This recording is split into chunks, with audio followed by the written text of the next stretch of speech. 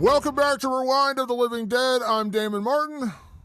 And I'm Patrick Guerra, and I've got a very specific set of skills. So, Patrick, tonight we are reviewing Taken. No. The Gray. No. No, What's no. the? uh, no, we are reviewing a new movie, which I have to get into my revelation about this movie in a moment. We are reviewing the new horror comedy starring Steve from Stranger Things, Cold Storage.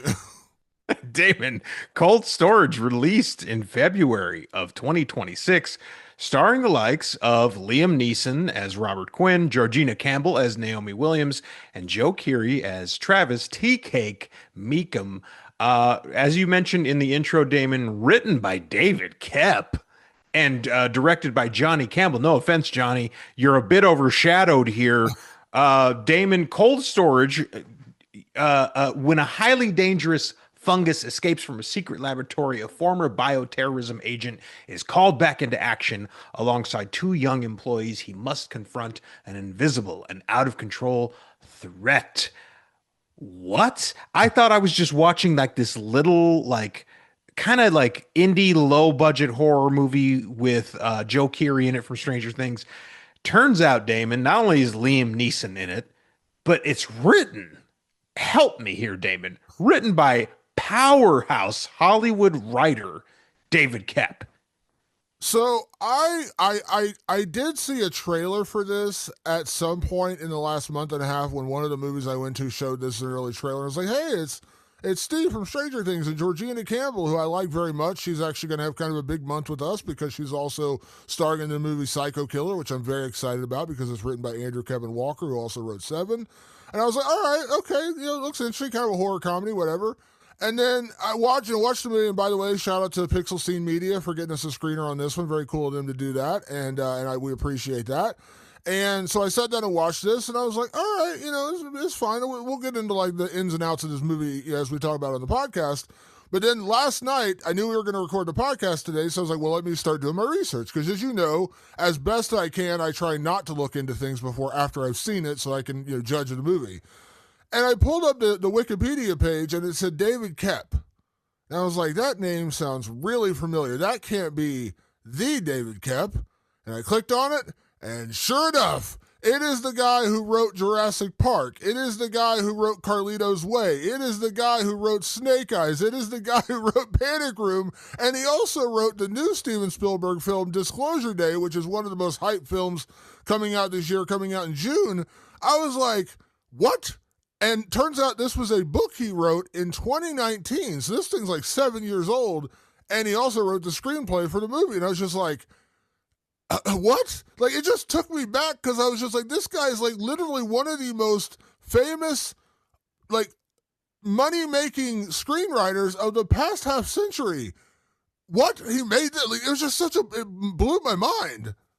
Yeah, I think for some listeners would be like, okay, that's cool. I don't get it. But like, I guess there's not a lot of people who make all their money being a Hollywood screenwriter. That's really hard to do. Like, it's one of the hardest hustles. I think screenwriting is one of the hardest hustles that you can do in Hollywood. But David Koepp is like at the top layer, like literally at the top 0.5% of screenwriters. So it would kind of be like saying, hey, Steven Spielberg did this Return of the Living Dead knockoff and it's coming out in like a week. And you'd be like, I'm sorry, what? Steven Spielberg. Yeah. And it's like low budget. Yep. And it's got like a couple of stars that are well known. Yeah. That's Steven Spielberg. Like, he's kind of on that level. By the way, he's written for Steven Spielberg. That's the level of guy we're talking about here. He multiple wrote times. Multiple times. You know what I mean? Jurassic Park is no small potatoes. It might be one of the largest and most successful franchises of all time. And David Koepp wrote the initial movie, the adapted from Michael Crichton's book. The man is very, very big time. Like, you'd be nervous to be in a meeting with a guy like that. He's that much of a heavyweight. But I can see now what's going on. I see your game, David Koepp. I see what you're up to. Now, all writers do this, all screenwriters for the most part, is what they do is at some point in time, they do write a book or they write a graphic novel or just something a little more long form. And they do that so they can own it entirely. When you write a graphic novel or a novel or something, you can very easily publish it and put it in your name, and bam, you own it. I bet David Kep's got, I don't know, 30 of those in his back pocket. He's rather prolific. Well, at some point in time, Damon, the tax man comes calling and they go, "Hey, David, you're making a shitload of fucking money out there and you're going to owe some taxes on it." Now, I'm not saying this is exactly what David did, but I guarantee you a couple years ago, his accountant said, "You should really lose some money." This is a common thing. Even my account, I don't make a ton of, I make a decent living for someone who lives in California. I'm okay. But at some point she goes, "We're going to have to put that you're like you're losing some money somewhere, or you're going to pay so much taxes that it's going to be bad news for you. You're not going to like that. So we have to show some losses here."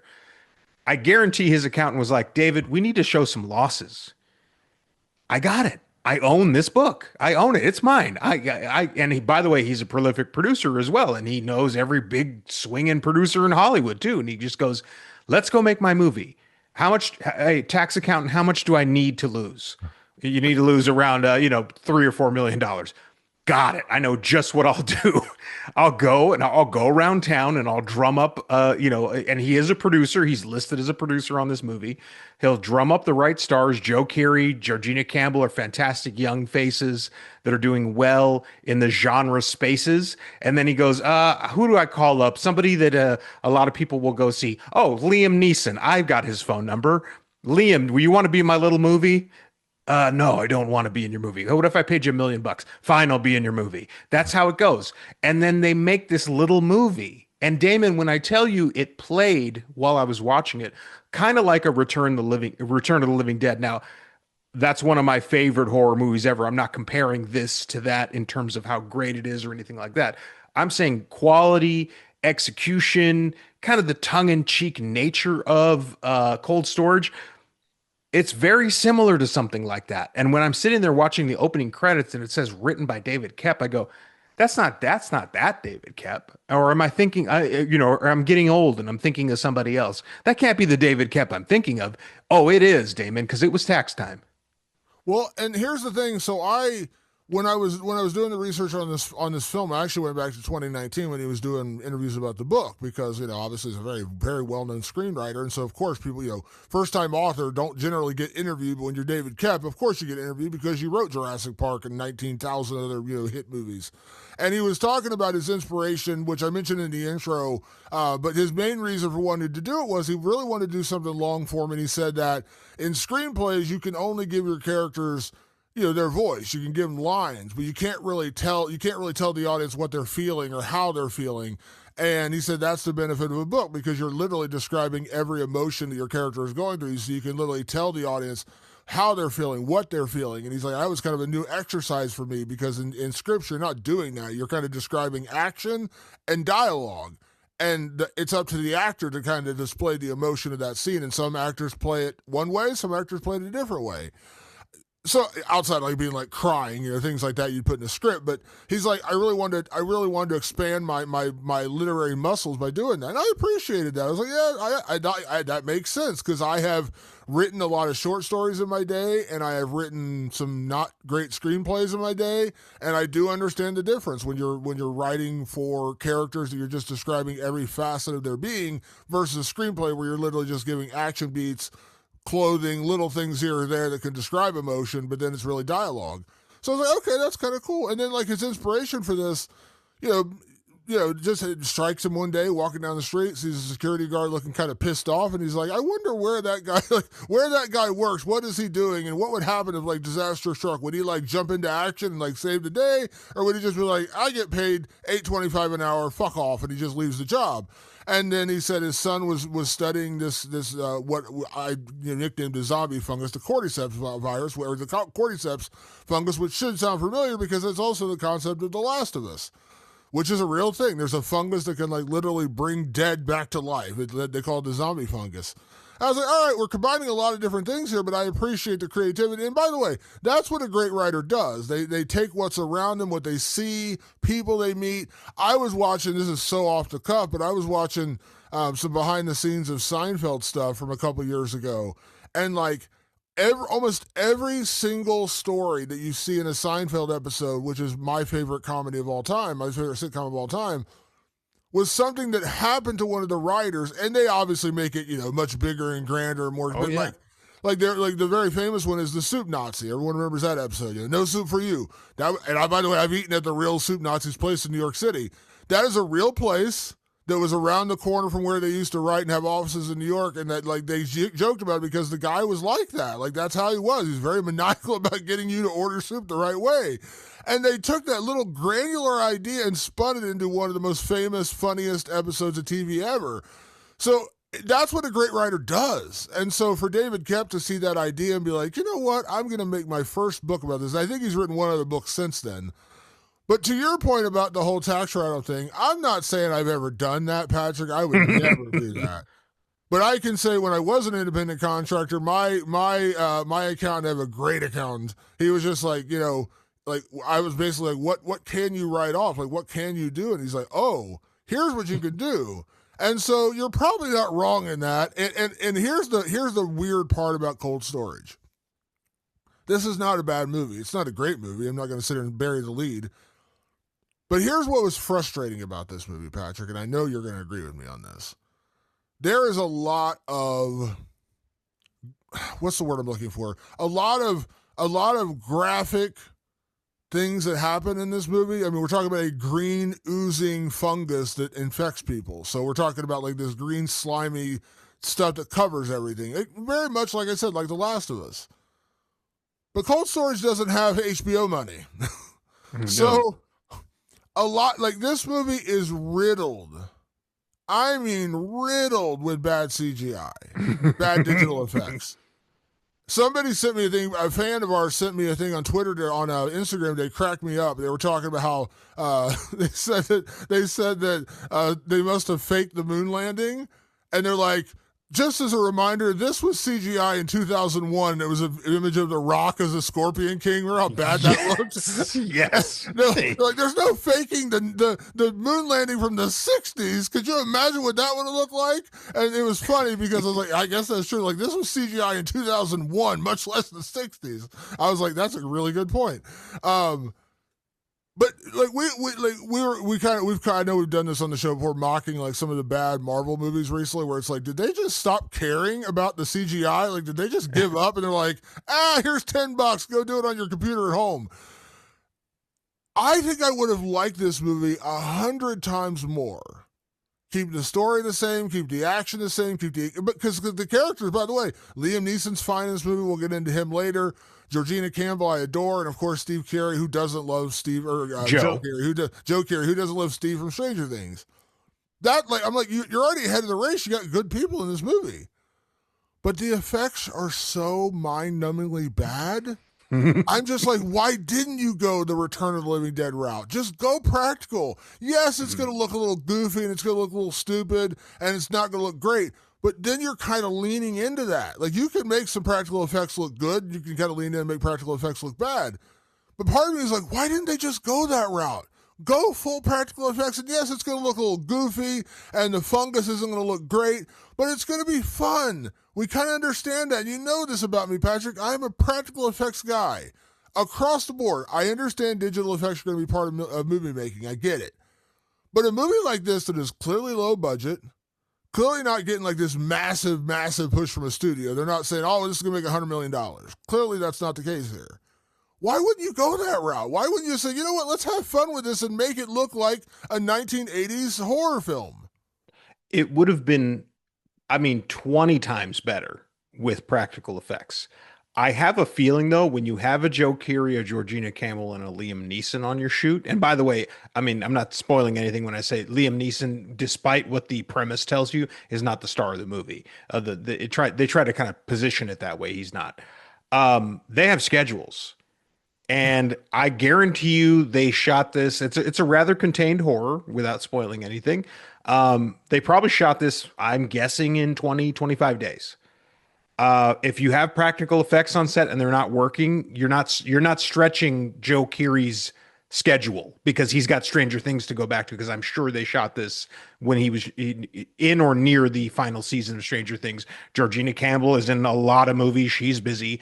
It's like when you line everybody up, somebody there, and by the way, the other producer is Gavin Polone, who did Zombieland, which is a great and fun kind of similar vibe, like horror comedy. They were just like, I know some CG guys. We do it all here quick and dirty, so we get our schedule done, and then we will do it in post, like a good producer will tell you, because we can't afford to take time. Practical effects do take time, and you think, and somebody will go, "I'm sorry, didn't Terrifier 2 do it like on the cheap for like $250,000?" Yes, they shot for like 80 or 90 days because it was like 10 people working on it.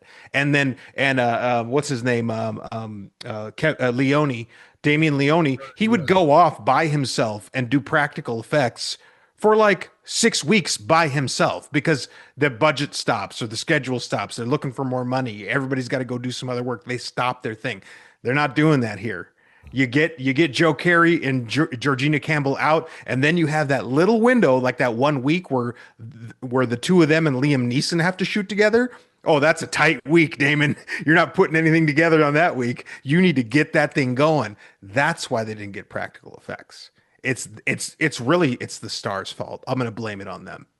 Yeah, I mean, you're not wrong. I mean, Liam Neeson is a bona fide box office hit to a point. Now you consider and say like he still does weird like straight to video streaming movies, Yes. but then occasionally he'll do like a Naked Gun, which did really really well and got really really good And by reviews. the way, a fun movie too. I Re- like that movie.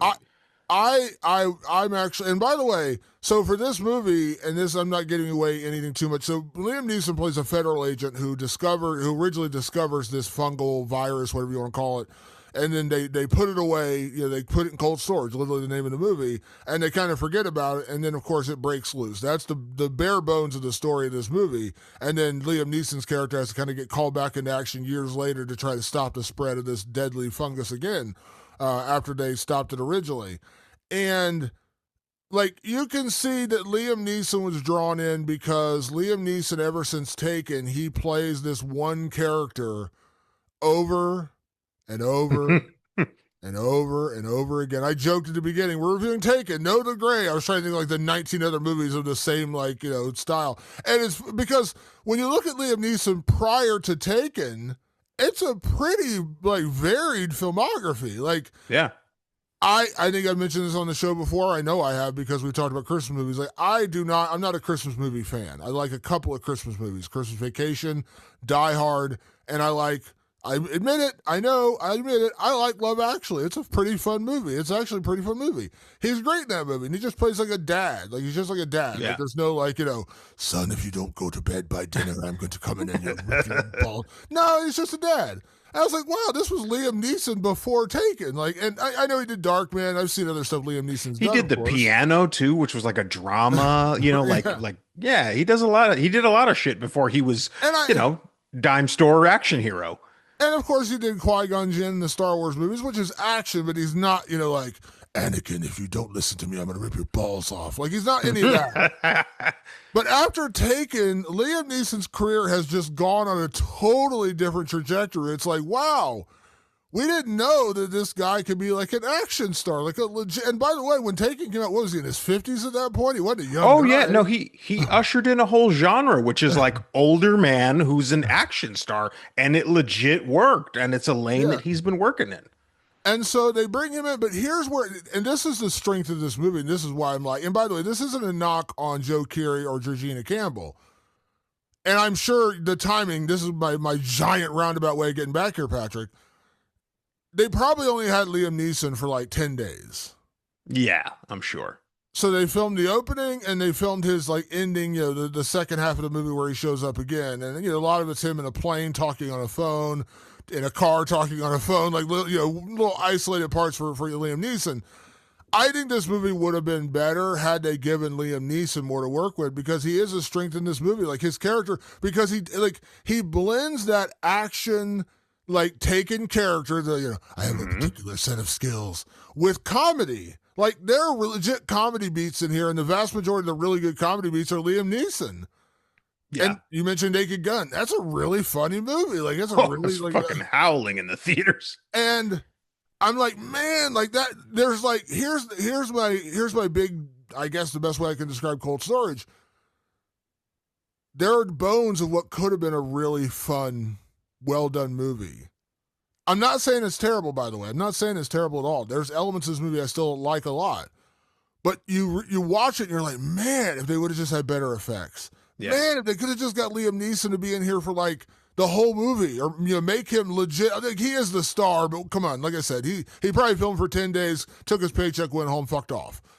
Yeah. If they could have made him more of a bigger element of this all the way through it, he was really like the star. Like there's no, he was number one on the call. Well, he was number one on the call sheet regardless, but you know what I mean. Yes. And like that's the frustrating part about this, because you're like, man, they came close, Mm-hmm. so close, but it's all those shortcomings that kind of kill this movie a little bit for me. You're not wrong, and yeah, I like the biggest spoiler I'll give you is that this movie's not making my top 10. I promise you, it's not in the. If it's in my top 10 this year, what a bad year we had. It's like, and I don't, and again, it sounds like I'm knocking this movie. This is a dumb fun movie, but there is that disappointment at the end where it's just like, damn, with just a little more time. With all of this stuff, with all the ideas in this movie had just been leveled up a couple of notches, it would be a fan favorite kind of movie where people would have midnight screenings of a movie like this. Like, still keep it kind of cheesy, still definitely keep it funny. I love the funny elements of this movie. I think they really work. But yeah, it would be like I would have loved seeing Liam Neeson getting slimed to fucking hell in this movie. Like, just again, coming back to sort of that Return of the Living Dead vibe, that would have been a lot of fun. But what you do get, Damon, that to me was refreshing, I would say, is you're really starting to see the younger generation of actors embracing horror in a way that's playful. Like, because it's so easy to just go the Scream route. We're going to be talking about Scream here pretty soon. In a couple weeks, we're talking Scream 7. But to see Joe Keery, who is, of course, who we've all grown up with Joe Keery at this point for 10 years now. We've known Joe Keery and we love him as Steve on Stranger Things. To see that he's willing to go and continue to have fun and continue to be silly. And also, by the way, his character Tea Cake, not a Steve character, a very different kind of character, and I appreciate that from him. Georgina Campbell, who last time I saw her was in Barbarian. I haven't kept up on my Georgina Campbell, but she's kind of serious in that movie. This movie, a lot of fun and funny. And I think, we've sort of been, as movie buffs, you and I, lamenting the death of the comedy. It's not really a thing anymore to just have a funny movie on screen. Naked Gun was an outlier, purely an outlier. And they were thanking their lucky stars that it made like 30, 40 million at the box office. They're like, "Oh my God, good. That could have been a real disaster." Back in the day, that would have made $400 million at the box office. I mean, the Hangover movies were making hundreds of millions of dollars. Comedies used to sell.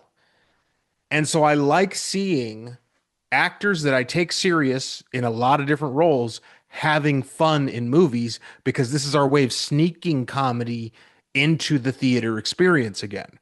Because it's going to be such a hard sell. I think there was just another comedy that came out that did not do well. I can't remember what it was. They were really hoping that it was going to do well, and it didn't. And it just sort of fell flat again, and sort of adding another nail to the coffin of like, we are not going to spend money on comedy movies anymore, but we can sneak one into a horror movie, and they did that here. And this is a fun, funny movie. It's a bit of a ride. To me, it's very breezy. It's not a long movie. It's not a hard movie to swallow. It's constantly moving. They're constantly moving towards a goal. So I think it's a good night at the movies, but it's not like the best night at the movies. It's no Bone Temple, and very few things will be, honestly. The only thing I think that's giving Bone Temple any competition this year is probably Dune Messiah. And that's saying a fucking lot. Or, I don't even think Avengers Doomsday is going to be as good as Bone Temple. It's that fucking good of a movie. But for something like this, where it's like, okay, it's Friday night, Some people will be going with their Valentines to the theaters and stuff like that. Like you're just gonna laugh and have a little bit of fun and go, "Oh, that was funny, that was stupid," and then you'll go get pizza afterwards or something like that. That there should be room, Damon, in the theaters for movies like this. They don't all need to be blockbusters. I don't care if this makes any money at the box office. Shit, Bone Temple didn't make enough money at the box office. I don't care. I want to sit in a theater, and some nights I want to be rocked to my core by an incredible drama like Bone Temple or Hamnet. And then other nights I want to go, well, that was some stupid fun with movies like Cold Storage. Yeah, and like this is, I guess the best way to describe this movie before we get to spoilers is like this is a much lesser, and I say that not because this is a fun movie. This is like a much lesser Zombieland. Like Zombieland, I've been clear Yes. is like my favorite horror. That and Shaun of the Dead are my two favorite horror comedies of all time. That sets a really high bar, and Zombieland 2 was a giant pile of dog shit. But Zombieland was one of my favorite theater going experiences that year, and of course, Shaun of the Dead is an all time classic. Put those two on like a pedestal all their own, and every other horror comedy is trying to achieve that. And by the way, of course, I love Return to the Living Dead. We literally named our podcast after a movie that we both love and adore so much.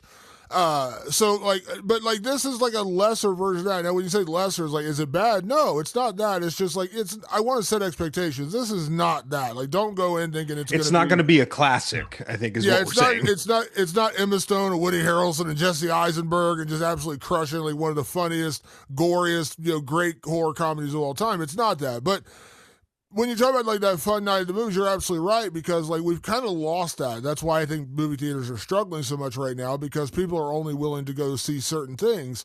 Now, credit where credit's due. There's a horror movie in theaters right now, which I haven't had a chance to see yet, but called Iron Lung, which is shocking the world right now. A no budget, completely no budget. Basically, one person made a movie show and it made like $30 million at the box office, which is ridiculous for a movie that I guess cost like $10 to make. And Send Help has now been number one at the box office for 2 weeks in a row. It's that kind of time of year where there's not big. We know when Scream 7 comes out, it's going to crush it. It's going to be number one at the box office, and they're predicting a big opening for that. But that's a franchise movie, so I think like these movies deserve some attention because I'm not going to sit here and lie to you and tell you it's like a masterpiece or oh my god it's the funniest movie ever, or, oh my god it's the greatest science fiction movie ever. None of that. But it's enough where I'm like, you know what? And this kind of goes back into what you talked me into buying my AMC, Stubbs membership. Like I'm like, you know what? Like I get 4 movies a week. Of course I'm going to go see this. Now I'm not saying I understand not everyone's going to afford $15 or $20 a week to go to the movies. I get that, but it's February. What the fuck else are you doing right now? You know, in Ohio, Freezing it's your currently, ass off in your in Ohio, it's currently 12 degrees. We got like a foot of snow outside. What the fuck else am I doing to do right now? I'm gonna go fucking go to the movies. On Thursday this week, I'm gonna go see Wuthering Heights because I love Emerald Fennell, and of course Jacob Elordi and Margot Robbie as well. But like, so this is like it deserves your attention because this isn't summertime. It's not when like every single weekend you got Top Gun Maverick and you got blockbuster after blockbuster after blockbuster coming out. That's not this time of year. Cold Storage deserves a little bit of attention because it's just a fun, goofy, you know, horror-ish comedy movie. Is it the best movie of the year? To your point, is it going to be top 10? Hell no. If this ends up being the top 10, we've had a really bad year of horror. And that sounds like an insult to this movie, but it's not. It's just like this is a fine movie. Like if this is one of those movies. Best compliment I can describe for this movie after watching it one time. It will eventually pop up on HBO or Showtime or one of the one of the networks. And I use YouTube TV. I don't know what you use, but I use YouTube TV.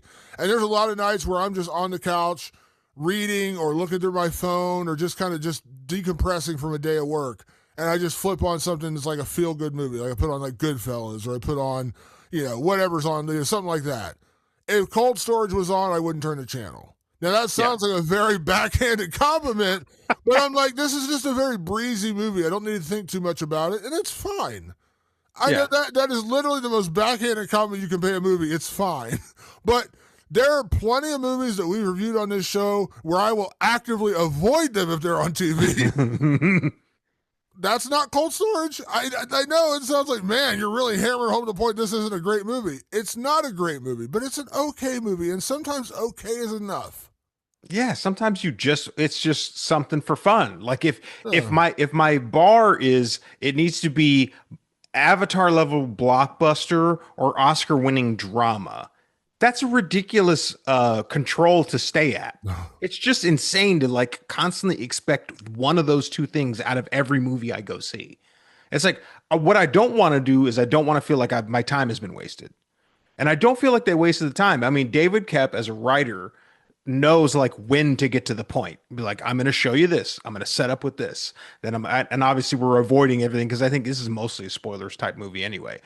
But I'm going to show you this, and then we're going to move to this, and then I'm going to set up the goals for these people, and then we're going to move on to those goals, and these things are going to get in the way, and I'm going to add in like hilarity, funny jokes, funny character building, and I'm going to keep it light. Like the whole thing makes sense and is easy. And it's funny that it's based off a book. There's certain elements of the movie where I thought to myself, like, boy, they could have explored that more. In a 2.5 hour movie, yes. And in a book, clearly, yes. Clearly there are certain characters in this movie who are far more explored in a novel form. But for this, I really could have taken my 8 and 11 year old. I could have taken this to the movie. I was worried it was going to be like too gory and too fucked up. It's not really, and they've seen a lot of shit. They've seen all like Prometheus. They've seen movies that can go hard, and so I'm like, oh, they could have actually gone to see this. They would have been fine seeing this. If your kids are like into horror, believe if you have somebody out there has a kid who likes Terrifier, they're gonna be like, Dad, that was a pretty mellow night at the movies. Like this is not hardcore shit. So you can even take younger kids to this, and they'll probably have fun with it too. One of my all-time favorite comfort movies is Outbreak. I love Outbreak. You know Yeah, what I'm talking Outbreak's about, a right? good one. Love it. This is like a horror comedy dumbed down version of that. Like Yeah. Outbreak is like I love that movie. This one's like it's the comedy. By the way, real quick, forget the spoilers.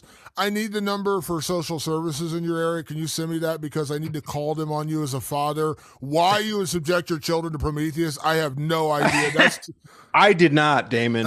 I did not. My kid found Prometheus because I had shown him Aliens and Alien, and so he started looking up the xenomorph on YouTube, and that led him down the rabbit hole. And eventually, he was like, "I like Prometheus," and then I said, "I have no son."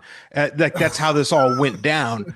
But yeah, no, I mean he discovered Prometheus on his own, and I was like, "Hey, you're not even supposed to be watching that because it's not a very good movie."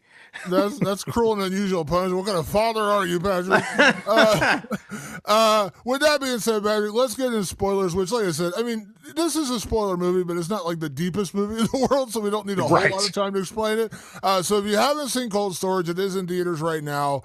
Check it out, and also if you want early access to this episode and all of our episodes, check out patreon.com/rewind of the living dead. We are over there all the time posting our early episodes, posting special episodes you only find there. We are about to do our film core pod. Did we get a final tally on our film core podcast, what we're doing?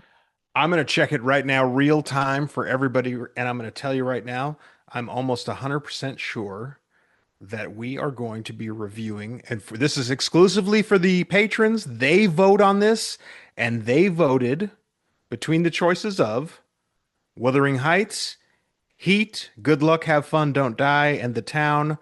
Damon, overwhelmingly 53% of our patrons voted for us to review Heat. Damon's favorite movie of all time, Heat.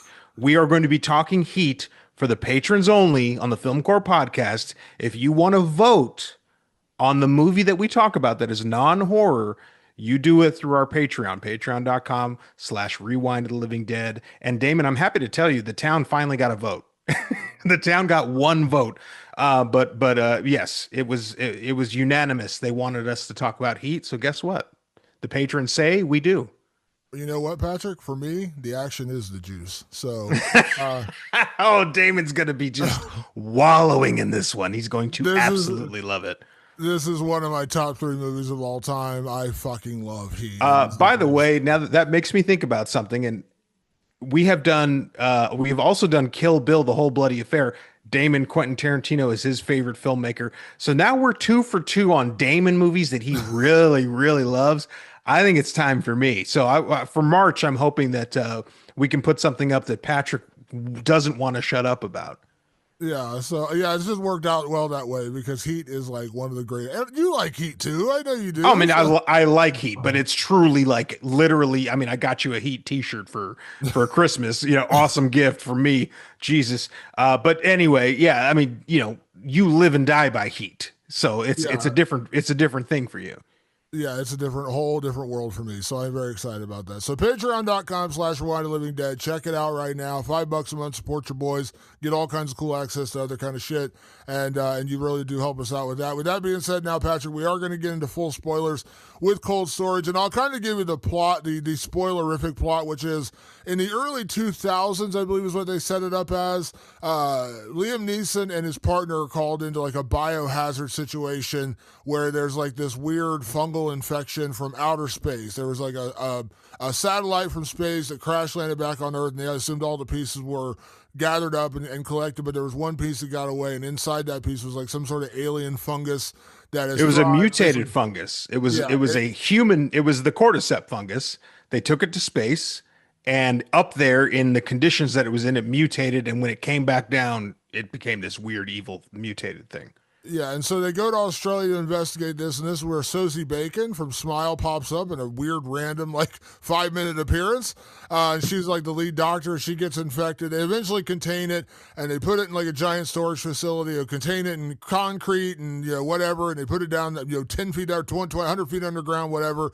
Bury it, and let's forget about it. And then we fast forward to current day, and that government facility has been condemned or sold, and now it actually is like a real storage facility in the middle of nowhere. And I was watching this with my girlfriend, and we were watching the movie. I was like, don't tell me this is some shit our government wouldn't do. Like, come on now. Like, there's some, like in New Mexico somewhere, there's probably like some nuclear hidden secret that they just like, it'll be fine. And it's currently like a U-Haul or something out there. Yeah, it's But under a water park, and they're like, it's fine. it's fine. Not, no one's No gonna one's notice. no one's going to notice that. And then they're like, why is everyone at this water park getting cancer? I don't know.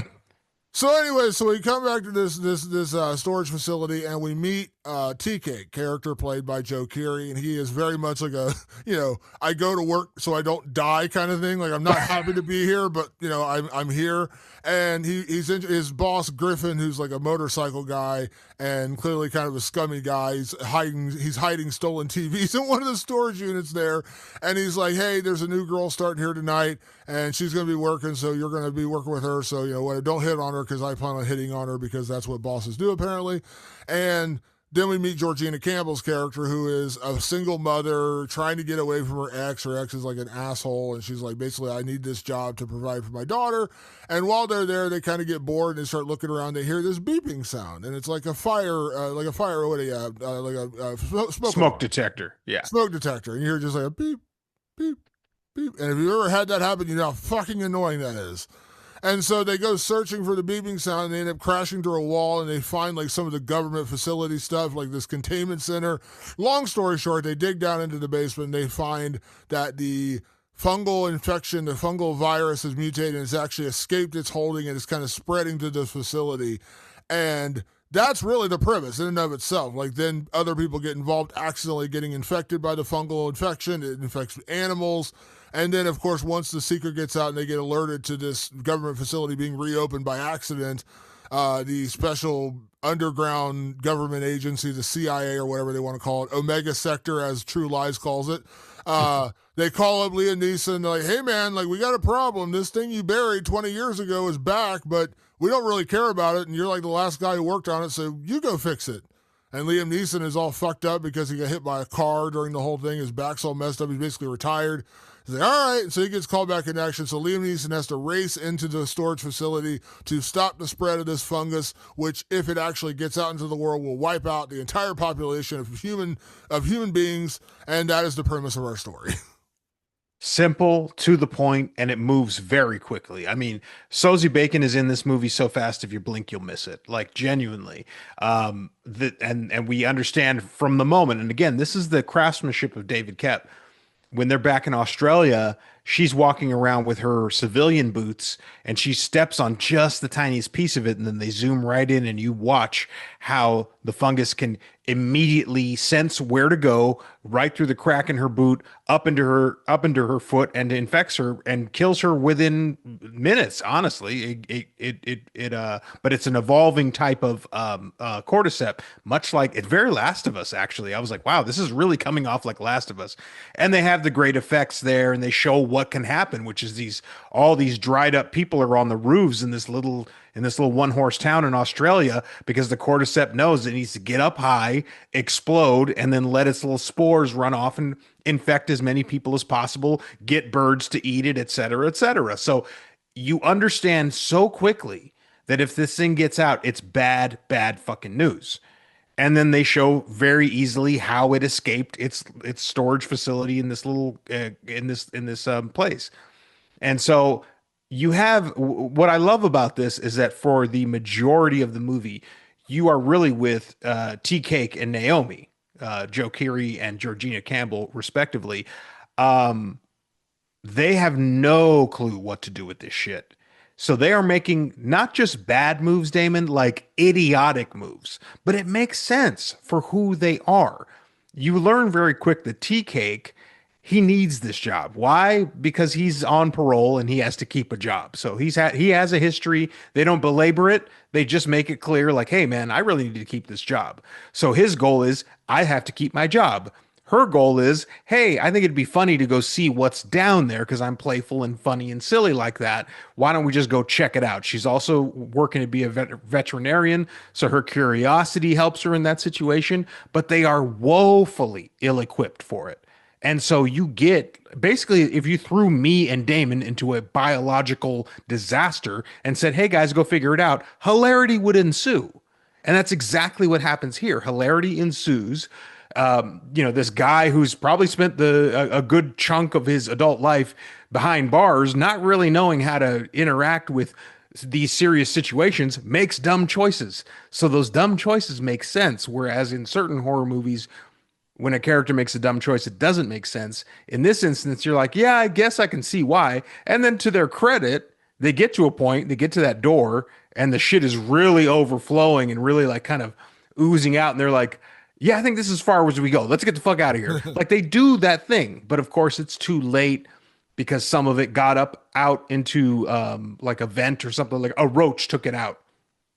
Excuse me. The roach took it out, and when it got outside, it got onto her deadbeat ex's cat and him, and so it spread to him, and it spread to a deer, and so these things cannot escape this area. We have our goal, we have our ticking clock. Liam Neeson's on the way. The very ill-equipped people are trying to deal with the fucking situation right in front of them, and they're not very good at it. It's fun. It moves. It makes sense. There's a lot of gore in it. A lot of it's CG, unfortunately, but there's gore nonetheless. A lot of exploding, a lot of green ooze, a lot of eyeballs popping and shit. So all those little elements mixed together make for something that's actually pretty fun. Yeah, and like I said, expectation of what you're going into. It's a fun, goofy horror comedy, and guess what? It is in reality. It's a fun, goofy horror comedy. And like I Yeah. said, I think the biggest weakness, like you're right about Joe Keery and Georgina Campbell's characters. Like Georgina wanting to be a veterinarian, wanting to be curious, and this is somehow kind of related to animals when she sees like the infected deer and shit like that. Like she's very curious, and so you understand her curiosity. And to his credit, Tea Cake, Joe Keery's character is like, I don't really want to be doing this. Like, I need my job. I don't really want to break walls and crash through shit that I shouldn't be getting into. But she's kind of like, and he's kind of enamored, pretty girl, and she's like, Yeah. come on now, like, how many dumb guys have not been talked into doing something by a pretty girl before? Come on now, let's be honest with Right. ourselves. Very Uh, realistic. yeah, so she's like, "Come on, tea cake." He's like, "All right." So yeah, but and to his credit, even like they don't make tea cake seem like he's smarter than he should be. They make him kind of a dumb, doofy guy who he confesses that he went to prison because he was at a convenience store robbery with his friends and he kind of got left behind. And he's just like, yeah, I got busted for that. And so, and I think they're probably playing him like he's like 24, 25 years old. So he's not like a, well-educated young man. So they're kind of making like a doofy guy who works in a storage facility. And Georgina Campbell's clearly like a little bit of his intellectual superior. So she kind of talks him into this. And at every turn, TK's like, "Yeah, this is a bad idea. We probably shouldn't be doing this." And Georgina's like, let's just go one more door. Let's go down one more level. Let's check this out." He's like, "All right." So it's kind of that. And like I said, honestly, my favorite part of the movie, which is where I said I wish we would have just got more, is the Liam Neeson character, because when he gets drawn in, when they call him up and they're like, "Hey man, this thing you tucked away 20 years ago kind of got out, but we're not really worried about it. So why don't you go check it out? We're not going to give you any support because how dangerous could this really be?" And I was like, my God, that sounds like our government. And so It does. he jumps into action. He's flying there, and like I said, this is where you can tell Liam Neeson was on the clock for like 10 days. He's on a plane talking on a phone. He's in his car talking on a phone, and Yeah. every time he's on there, like, what I love about Liam Neeson in this movie and his character is like he has that level of serious taken character where he's just like, "I'm on my way. I will fix the problem, but we need to do this." Like he has that, the very much Liam Neeson voice. Yeah. But then he'll have that moment where I played in the trailer where he's talking to Naomi and he can hear TK panicking in the back. His real name's Travis. He hears him panicking in the back. He's like, "Who is that?" And she's like, "Oh, it's Travis, my coworker." He's like, "Tell Travis to shut the fuck up." Like, it's really funny. Like it's legitimately funny. So it's like he blends it really, really well. And I think Liam Neeson, of course, is a veteran actor, but he kind of nails that serious taken character with like just that perfect element of comedy tucked in there with like those lines where he's like, "What the fuck are you talking about?" And it's really well layered in there. And one of the biggest comments I can give this movie, as you mentioned earlier, is very breezy. It's like 90 minutes. Yeah. And it doesn't need to be more than that. It doesn't need to be less than that. This is not, this is not in a violent nature where I'm like, could we please see the 45-minute version of this movie? This isn't that. I wasn't like, "Oh man, you should have taken out 20 minutes of this movie." No, 90 minutes. It's breezy. It's fun. It's fine. The real weakness in this movie comes down to the effects. That takes me out of the movie. Like when I watch it, like the effects, the CGI is so bad. The digital effects are so bad. And it would almost be, like I said, it would be excusable if you did like the practical effects and it just looked like practical effects. You knew they were kind of going for that look, like Yeah. Return of the Living Dead. Instead, they're like, "Oh, let's digitize the fungus, let's digitize the explosions, let's digitize the animals getting mangled, like where they're kind of like eyeballs are dangling and things like that." It doesn't look. I mean, I've seen worse, but like it's not great, and it does take me out of the movies. I'm like, man, like what you could have done with, hiring Tom Savini or hiring, Greg Nicotero, and I'm sure Yeah. it's probably, probably cheaper to do it with digital effects. But yeah, like that's the only thing that really took me out of it. But the movie's breezy, it's fun, and the characters make dumb decisions. But as you said, you're kind of expected to make dumb decisions when you're not a biochemist or like a weapons expert or a government agent literally sent to contain the deadliest virus the world has ever known. You're probably not going to make right decisions. Remember when COVID started in 2020, it was like, "Oh, it's no big deal." And then, just spread everywhere. And like, "Hey, you got to go into quarantine for the fucking next 4 months or whatever it was." Because at the beginning, we're like, "It's just the cold. No big deal."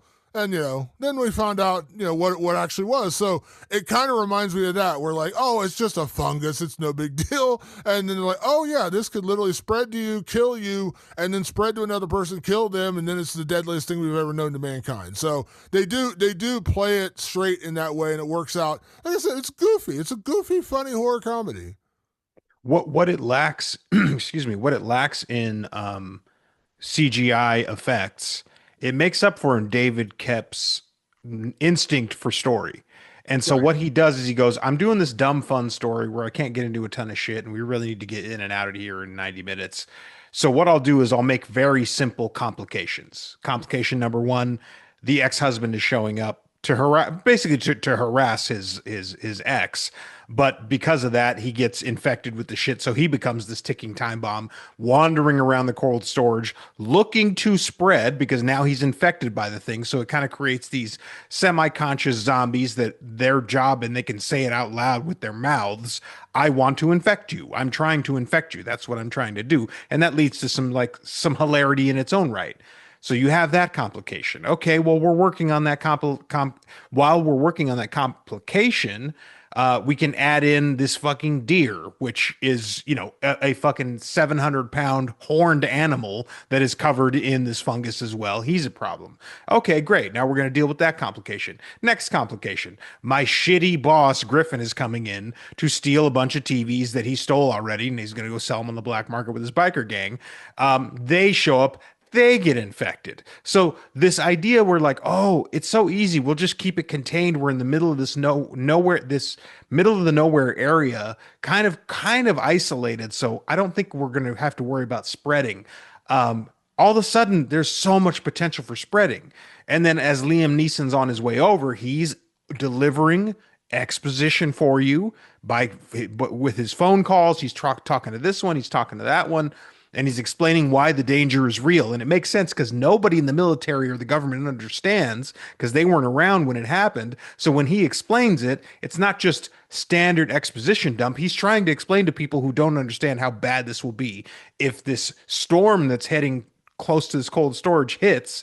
That water will create multiplication and it will spread this shit like wildfire super fast. So there's ticking clocks for him. Then he gets there.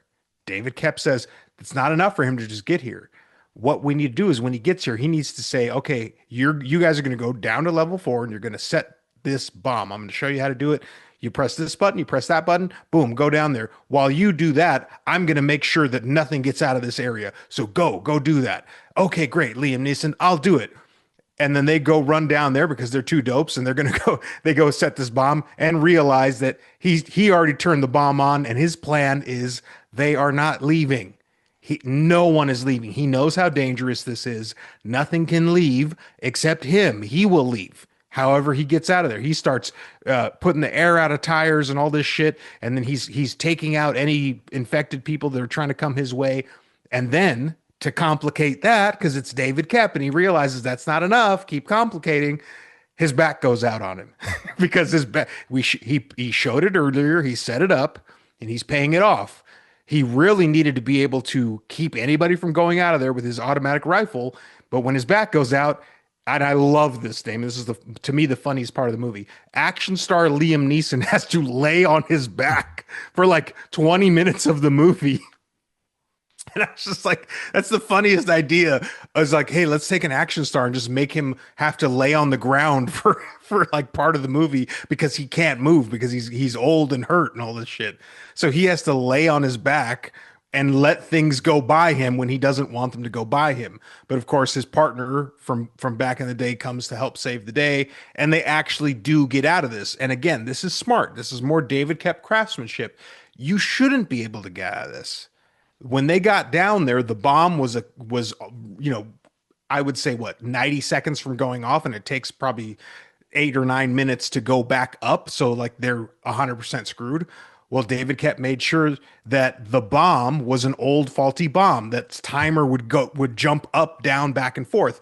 Now that helps add some time, but then it can take it away at a very inconvenient time. So it keeps you, the audience, on the hook and engaged, and you're constantly going, oh shit, wait, the timer was at 15 minutes. Now it's at 2 seconds. Now it's at 45 seconds. Oh shit. Like, such smart, quick writing, easy fixes. These aren't complicated things that keep you, the audience, engaged the entire time.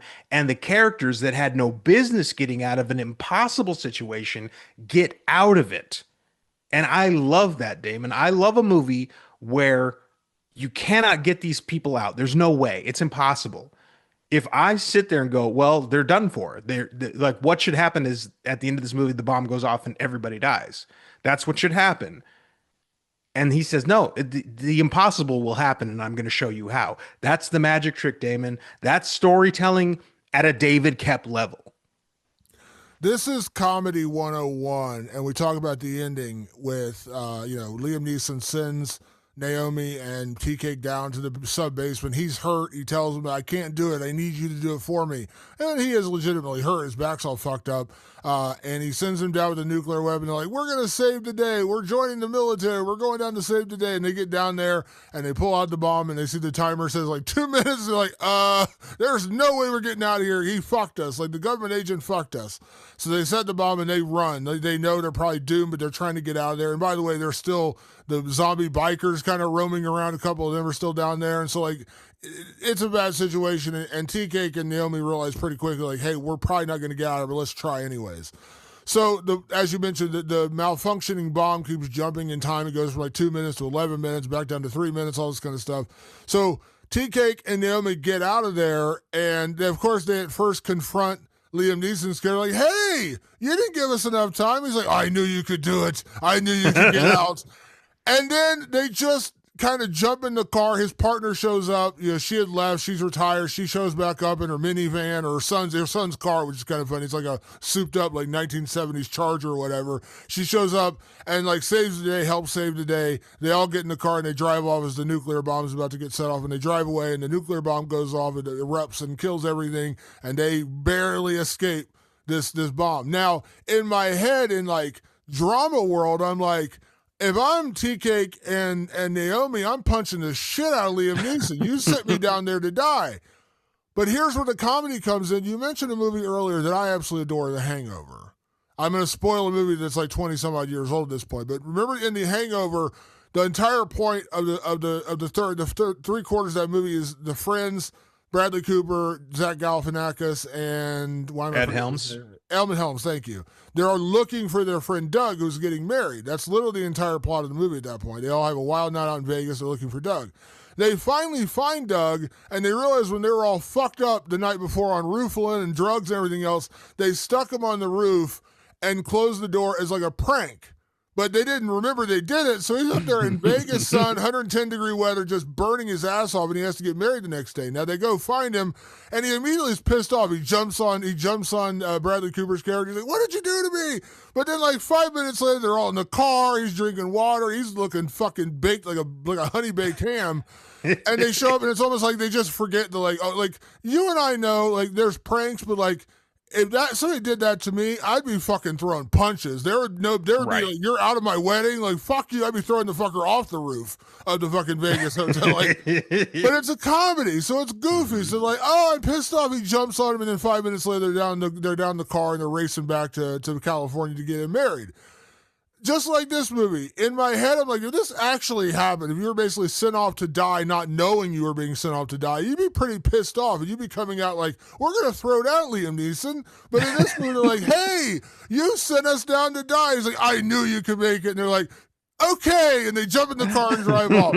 It's very Hangover. Like, they have like a minute of anger where they're like, you did this to us. And he's like, I knew you could do it. And then they're just fine again. That's perfect comedy because you don't need that conflict. That conflict's really not the point of the story. And they just go drive off and they escape the explosion. The explosion goes off. Then, by the way, at the very end of the movie, the big cliffhanger is that some of the deer that were in the field when that cat exploded originally from like the car with her ex-boyfriend, with Naomi's ex-boyfriend, it had infected a lot more deers. And so we see the deers are in the deer are out in the field like walking around. They've still been infected. So the idea is it's still spreading. But it was just funny. I like that lack of conflict because that's total comedy. Like, you know, you're like pissed off, but it's got to be funny. We can't be pissed off too long. So we just kind of move on. That's perfect comedy, Damon. The conflict is in the plot, is in the like the A, the B, the C, how you move through the story. The comedy is in the characterization. And I always say, like, characters shouldn't know they're funny. None of these people know they're funny, especially Liam Neeson's Quinn. He does not know he's funny, but he's very funny in this movie, of course. Liam Neeson has that great contrast of being very serious and meaning everything he says, no matter if it's batshit and it's coming out of his mouth. And then, of course, Naomi and Travis are sort of very likable and relatable and hapless, and they are buffoons. I can't remember the exact terminology, but like comedy is when a fool is in a situation that they have no business being in, and that's 100% who Tea Cake and Naomi are. They're fools that have no business being in this situation, but here they are, and so it leads to hilarity. And so that's why these things work, because they go, the characters must be funny, the conflict must be real, but like, yeah, we're not going to have a moment where things get too serious because that's not what we're doing here. Yeah, you're just waiting. There's like a moment where Tea Cake is kind of like the doofy guy, and you're just waiting for him to be like, hey, is it time to let the dogs out? What do you mean? Let the dogs out? Remember from The Hangover when Zach Galifianakis' character does it, he's like, is it time to let the dogs out? And they're like, what? That's kind of like Tea Cake. Like, you kind of tell it. you kind of tell he's not like the brightest guy in the world, but he's well meaning, and so yeah, and like yeah, and Liam Neeson's character, as you said, he plays it straight, but he's actually really funny. Yeah. It's a good blend. This isn't a perfect movie. I'm not going to tell you it's a perfect movie, but it's a goofy horror comedy, and sometimes a goofy. And by the way, it's meant to be a horror comedy. It's not.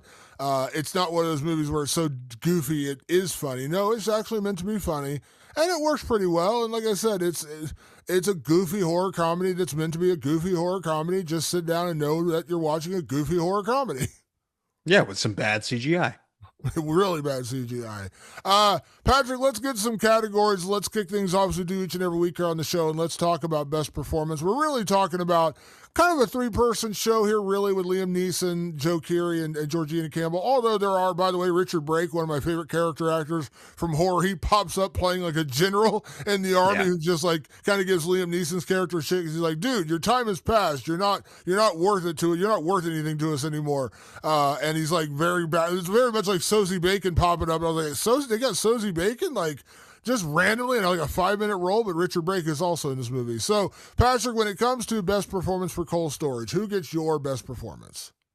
I actually had a hard time coming up with this one because I really love the top three performances in this movie, and I was just like, they're all doing what I like.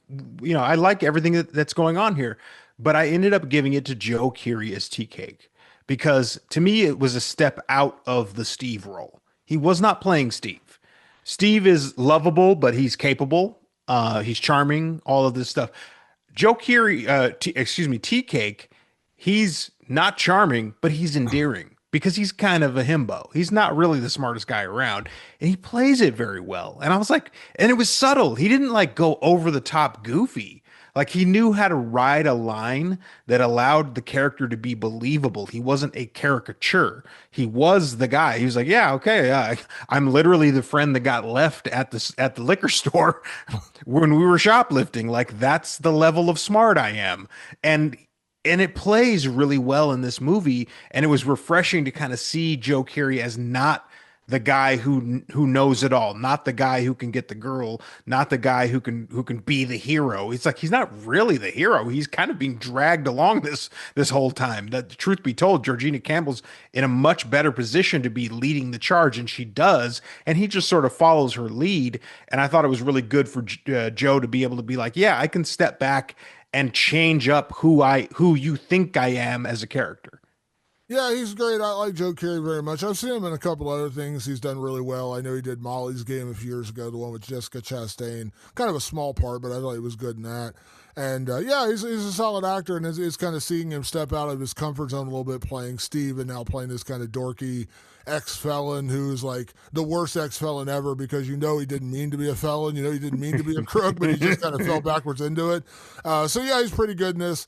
For me, Patrick, I give my best performance to Georgina Campbell. I've liked her a lot. The first time I ever saw her was in a Black Mirror episode. I believe it was called Kill the DJ, where she's playing like this weird like dating service like episode. Do you remember that episode from I Black don't Mirror? think It's so. like season, I No. want to say it's like season 2, maybe season 3. It has the song by the Smiths in there, Kill the DJ. It's a great episode.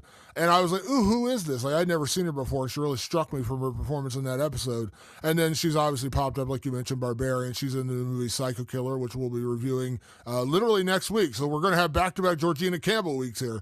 Love it. Totally by accident, by the way. But she's really good. And I'm not saying she hasn't done it, because I'm not saying I've sat here and explored her entire filmography, but I don't really remember her doing comedy before.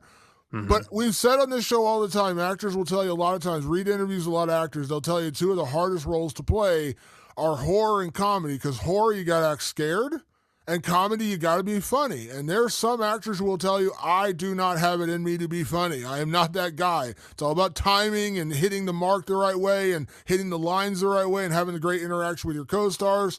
Some people just are not built for it, and I get it. I understand it, because you've seen some people try it, and you're like, oh boy, let's not try to be funny anymore. Georgina Campbell nails it. Like, I had not seen her do comedy before, and I thought she did comedy really, really well. Like, she's clearly the brains of this operation of these two. Like, Tea Cake is not striking out on the SAT anytime soon. But Yeah, like she's funny and she's just knowledgeable enough to kind of like get them into trouble, but also kind of get them out of trouble, you know? And so I really liked her character. And Damon, that rolls right into my MVP because it was Georgina Campbell for all the reasons you're saying, and especially for the big one, Damon, which is she's funny. That was the big thing. She was funny and charming, and you understood why a doofus like Tea Cake would literally just be led around by her because she's more curious than him and she's got a little more wits to her. And he's just like, okay, I'll follow you. You're really cute and you're kind of flirting with me, so I like it. And like, and I don't, it's she's a fun character. She's as innocent as he is, really, and that's what I like about it. And that's why I like how David kept kind of crafted those characters in the sense that there's no ulterior motives here or anything like that. And she knew how to play that. It's like, oh, cool. Like Georgina can work anywhere. I like that. And I want to pay one more compliment. I guess this kind of also goes to David Kep for the writing, but when you're talking about like these storage workers getting into like a secret government facility and letting loose a deadly fungus, you're like, there's part of me in the back of my head thinking, why would you even bother? Like, why are you doing this? Like this is a dumb thing. Why would you even explore this? But then I think about like when I've had those kind of workless like jobs, in college or whatever, where you're just doing a job and you're like, this is the most mindless, mind numbing job ever. I literally don't have to put any brain into this job whatsoever. I just show up, collect a paycheck. Like literally, there's nothing here. And so literally they're just guarding a storage facility from like midnight to 8 a.m. on like a Thursday night. Nobody comes in, or maybe one person comes in. They're going to their storage facility and walking out again. There's nothing to do. There's literally nothing to do. And so I'm like, yeah, you probably would get bored and be like, hey, there's a weird government facility in here. Let's find out what's in here. That's literally the plot of like 90% of horror movies where you're like, why do we go in here and look and explore? And about 75% of the time, you're like, why the fuck would you do that? Why would you go in that room? Why would you? In this movie, it actually makes sense because you're like, they're just storage, like they're storage workers, they're storage facility workers. You would get bored off your ass. And the one time there's a little bit of adventure, a smoke detector alarm's going off, and you want to find out where it's coming from. I get it. I get why you'd be like, let's find out more because I've had nothing to do with this job forever. Give me something to do. And that's how they kind of end up in this situation. So even the decision making while part of you is like, don't do that. You're almost like, I kind of get it because you'd be bored off your ass in this job, and it's like the one layer of excitement, which clearly Yeah. they don't anticipate it being a freaking extinction level event, but you kind of understand their curiosity. For me, Patrick, my MVP, I think it's pretty well stated at this point. It's Liam Neeson. He just absolutely he is the strongest person in this movie, and understandably so. He's Liam Neeson. He's done a million of these things, but he has struck such a chord between action and comedy in so many of his movies now. And like I said, when I heard he was doing Naked Gun, I was like, Liam Neeson? That seems kind of an odd choice. Then I saw the first trailer and I was like, Liam Neeson's funny. He's actually pretty Yeah. funny. And then the movie's fucking hilarious. But then you take that character and you blend it with the dad from Taken, where he's just very serious and I'm gonna find you and kill you. It works so well, and like I said, that if I had like outside of the CGI, which is definitely the biggest complaint about this movie, my other complaint is I wish we got a little bit more Liam Neeson. Yeah, I would have loved to have seen him really mixing it up with these mushroom zombies. That would have been kind of fun to just see him get just completely, wrecked by one. But I guess that messes with the plot a little bit. But yeah, more Liam Neeson would have been great. Yeah. Next category, Patrick. Let's talk about best gore. Now, the CGI gore is not great, but there is gore, so you kind of balance your expectations here. So, what was your best gore in Cold Storage?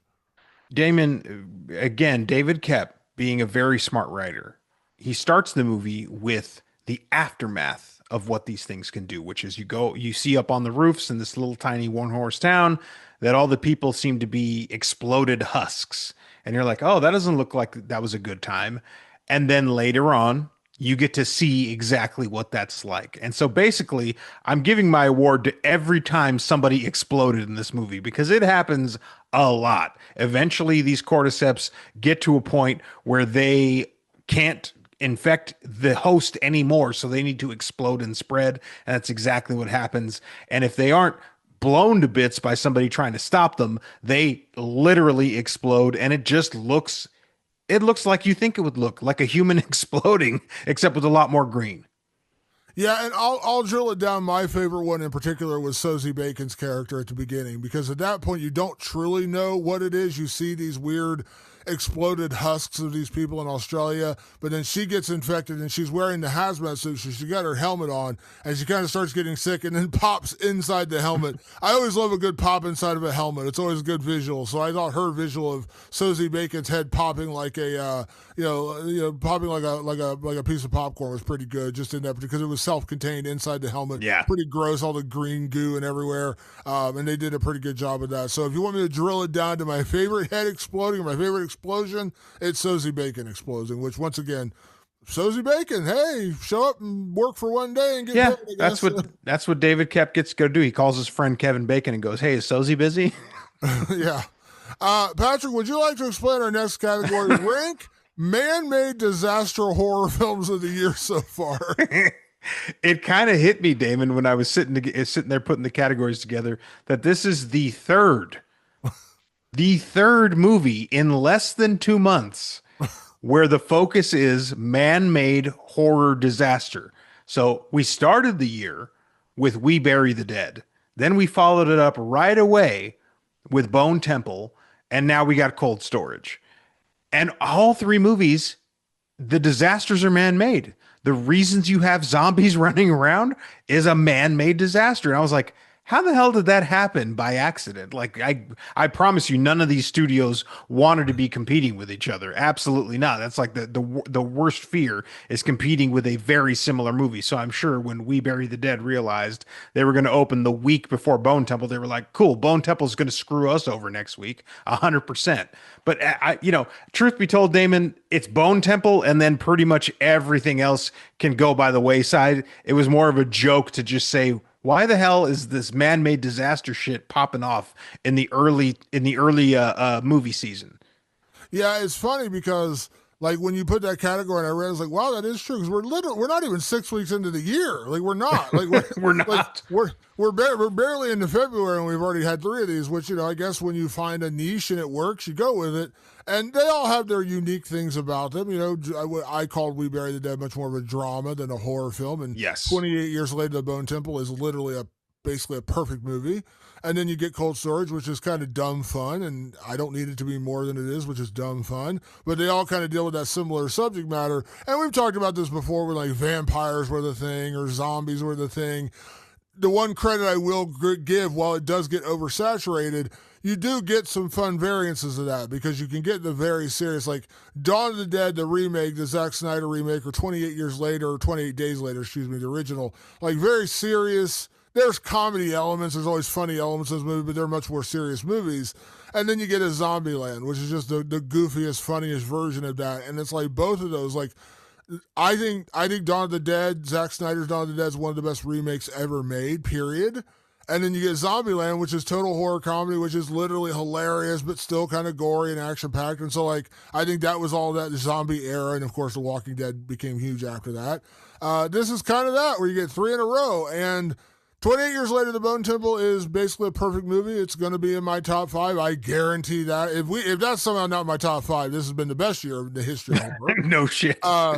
And for me, I put Cold Storage number two because it was just dumb fun, kind of goofy fun. And then We Bury the Dead, which I didn't hate, but go back and listen to the episode. You can hear my criticisms of that movie and the problems I had with like the plot and the way that movie was marketed, which that's not about the movie itself, but like it was a drama dressed up as a zombie movie. It's not a zombie movie really at all. It kind of is, like in the very loosest terms.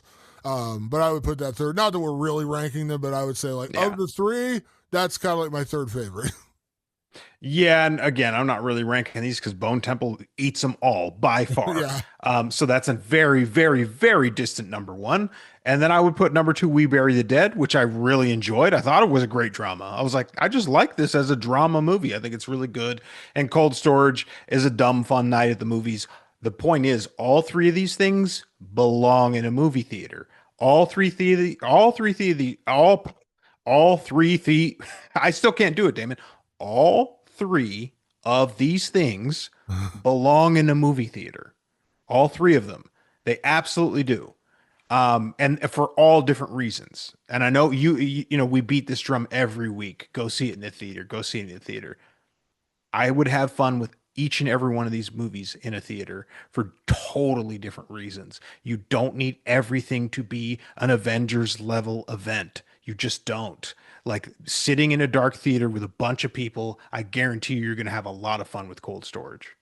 By the way, are you stroking out with the cordyceps virus right now and not being able to get out of that?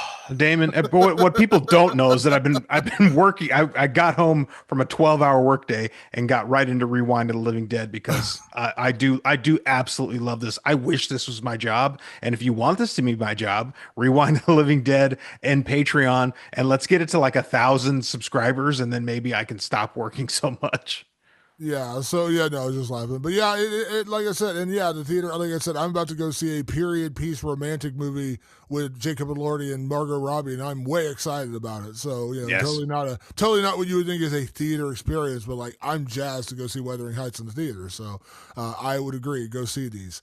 Patrick, next category: remake, sequel, or leave it alone. This is pretty self-explanatory, but this is where we take whatever movie we are watching and we say, should they remake it, should they sequelize it, or should they just leave it alone? So when it comes to Cold Storage, Patrick, remake, sequel, or leave it alone? Damon, I have a feeling we're gonna have the same answer here. Correct me if I'm wrong. It's remake. It needs to be remade with those Greg Nicotero, Tom Savini practical effects, and I want them big, and I want them bad, and I want to go harder. Like let's go harder into the paint, and really get some cordyceps zombies in here that are like memorable, like genuinely memorable. I think they really had to kind of just go with, oh, well, we'll paint them over this person. I think the ex-boyfriend, he had the best one. Like he actually had kind of a suit and was walking around and was like this big, like kind of grotesque monster. And the rest of them, they kind of just had to either put a little paint on them or CG over the top of them, and you could tell. I just need those real crazy practical effects and go silly, go goofy, go over the top, go Return of the Living Dead, and you got the kind of movie that people will revisit all of the time. I think that's probably the most frustrating part about this movie because you watch this, and of course, the writing is tight. David Koepp's an incredible writer, and the acting is great. We mentioned Liam Neeson and Joe Keery and Georgina Campbell and Richard Brake. Everyone who's in this movie is good. The frustrating part is you're like, man, this could have been just a little bit better. And then the CGI is probably the biggest thing that just kind of takes you out of it. And it's a very, it's a very small movie. It's a very isolated horror. All takes place 90% of it in the storage facility. And that's the frustrating part. You're like, man, just a couple tweaks here. It could have been like a. I'm not saying, like I said, it's not an unenjoy. I enjoyed this movie. It's not bad at all. But it's one of those movies where it's like it could have been better, and that's the frustrating part, right? When you're like, man, if he would have just done this one or two things differently, it could. And my two things would be more Liam Neeson, find out a way to pay him to be there for 30 days instead of 10 days, and practical effects. Yeah, I know some of it's going to look goofy, but it's going to look better than what you did here. I promise you, it's not going to look like bad 2001 Scorpion King CGI. Let's not do that again. Let's move on beyond that. So yeah, I'm with you. It's remake because the bones are there. This is like this could be that kind of thing. Like I'm not saying it's as good as Zombieland. That's a classic. That's my all-time favorite horror comedy. But it could be of that ilk, of that like level. Not saying this is good, but it could be of that level. And that's the frustrating part because it's not. And the reality is it's just not. And a lot of that comes down to the really bad CGI in this movie. It really does take you out of it in so many different ways. Like even the deer walking, you're like, that's not really how a deer walks. Like you didn't quite get that right there, digital effects guy. So yeah, the answer is remake. Patrick, next category, can we survive this horror film? Now, in this situation, I'm just telling you what it is. You are a storage worker working at Atchison's storage facility, and you're working there midnight to 8 on a Thursday night.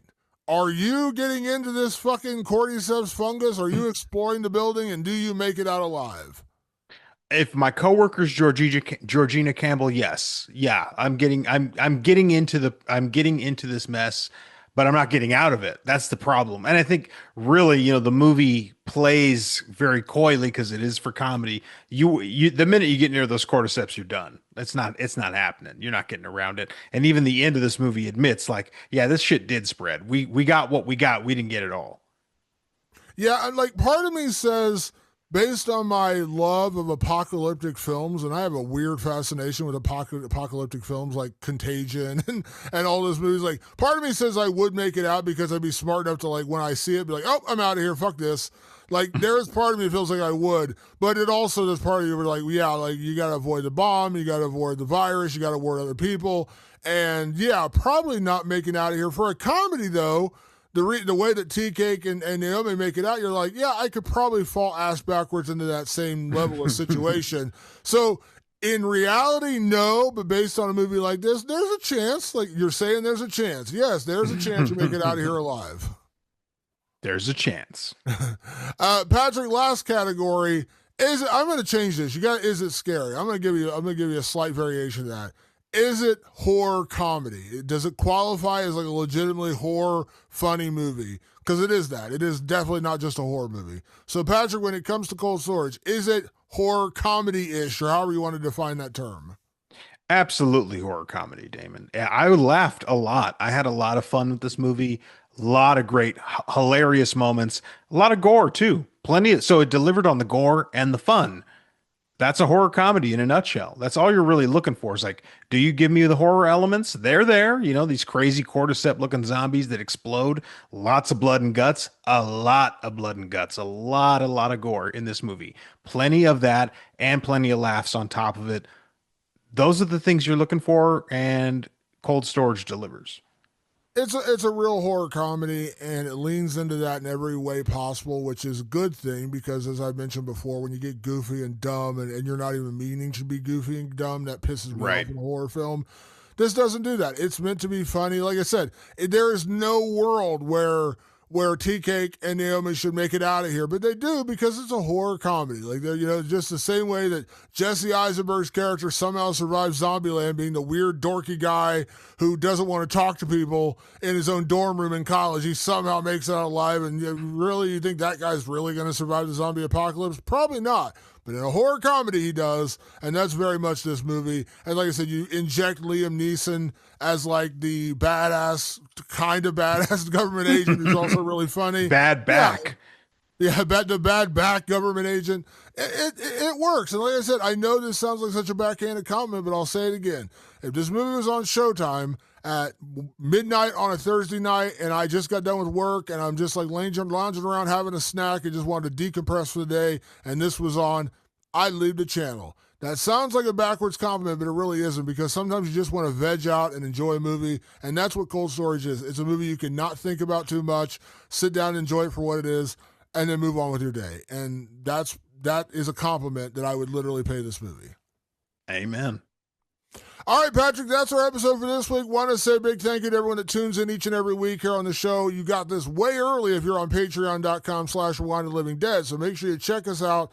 Patreon.com/rewindoflivingdead. $5 a month. Support your boys. Get early access to episodes like this. We are going to be recording our Film Corps podcast very soon, which we learned on this episode is going to be one of the greatest action movies of all time, the greatest heist movie of all time, Heat. So stay tuned for that in the very near future. Make sure you check us out on all of your favorite podcast platforms, Apple Podcasts, Spotify, and over, of course, on our YouTube channel. Just search Rewind of the Living Dead on YouTube. Like and subscribe. Even if you don't watch us over there, it helps us out if you like and subscribe, so please do that. And also check out our website, rewindofTheLivingDead.com. You got questions, comments, movies you'd like us to review, hit us up anytime on email, rotlivingdead@gmail.com. That is rotlivingdead@gmail.com, or find us on social media. We are on Twitter/X. We are on Facebook, and we are on Instagram. Once again, just search Rewind of the Living Dead. You will find us over there, and we love to hear from you guys over there as well, so please hit us up anytime there. And you can also find us on our own personal social media channels. I am at Damon Martin, and you are? At Director Patrick. And a big thank you, as always, for everyone tuning in the show. We'll be back next week with another edition of Rewind of the Living Dead. Thanks for tuning in. We will see you then. Peace.